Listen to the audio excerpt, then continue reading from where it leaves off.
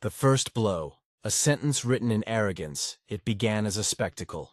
The Seraph Dominion, a race that ruled swathes of the Orion Arm, gathered their fleets in orbit over the mining world of Calrus IV.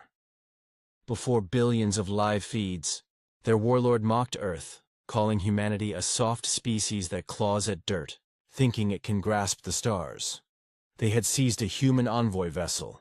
Its diplomats executed in full view of the cameras. The Dominion demanded Earth's surrender, claiming humans were unfit for expansion.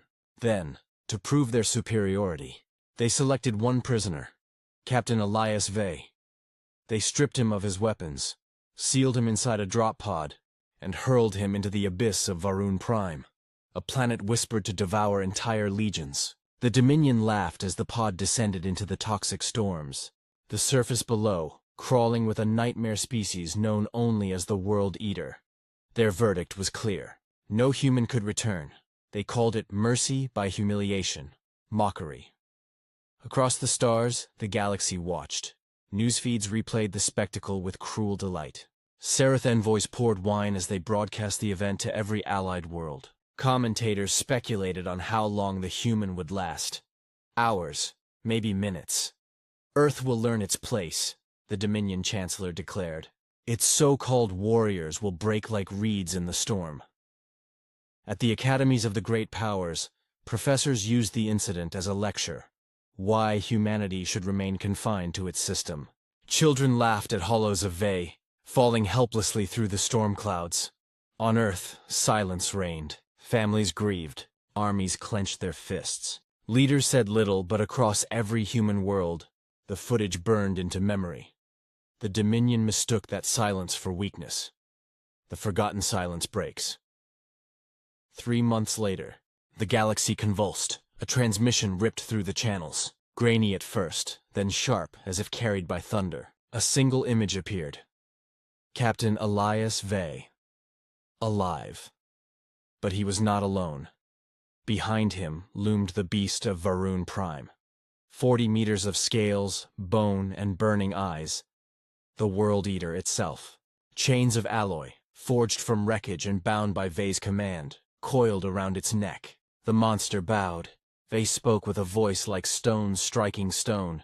They sent me to die. Instead I learned. Instead I tamed. Humanity does not fall into the dark.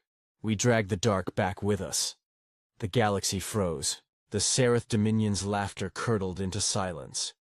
And then came the rumble of engines.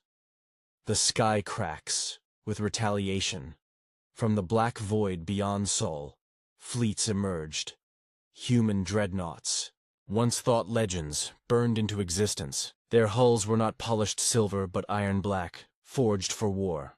Entire armadas, long hidden, rose from the shadows.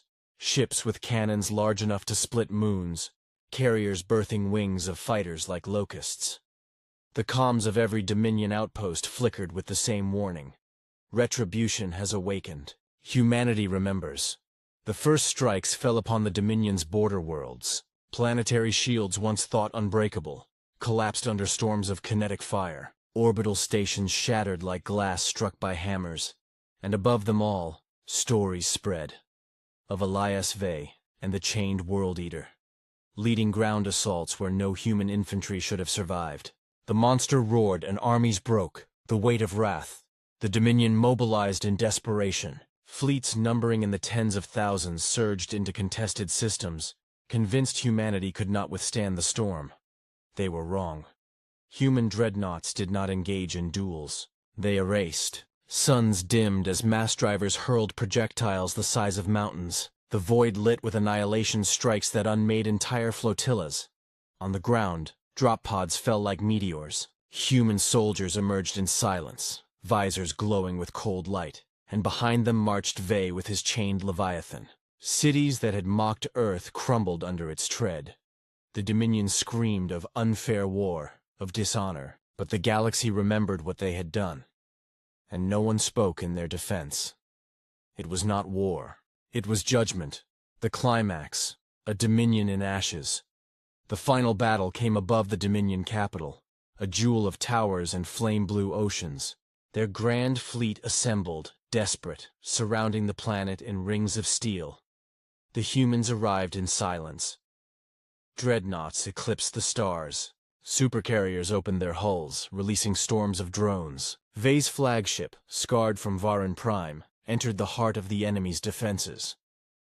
The Dominion Chancellor's last transmission begged for parley. No answer came. Humanity did not gloat, did not jeer. They simply advanced. Cannons spoke in thunder. Towers crumbled to dust. The Dominion's fleets broke apart like dried leaves in a hurricane. And then, descending through the burning sky, Elias Vay landed with the World Eater at his side. The Chancellor who had mocked humanity fell to his knees, trembling before the chained beast. Vay's words echoed across the dying city.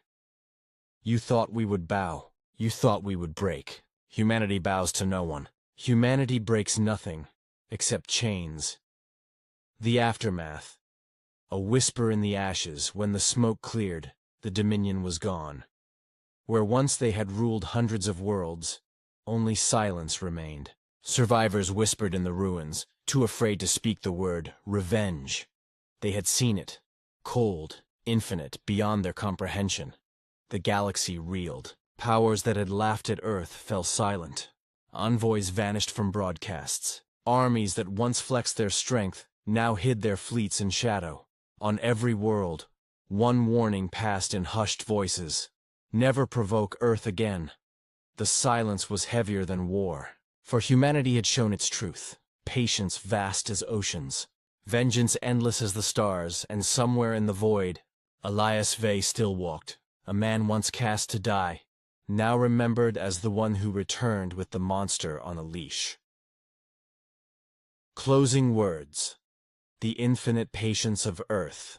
The galaxy learned a final lesson. Humanity is not the strongest race. Not the oldest, not the most advanced. But they are the most relentless. You can exile them, mock them, even hurl them into the mouth of death itself, and they will return. Not alone, not defeated, but with death itself, bound in chains, marching at their side. That is humanity's promise. That is their vengeance, and it is infinite.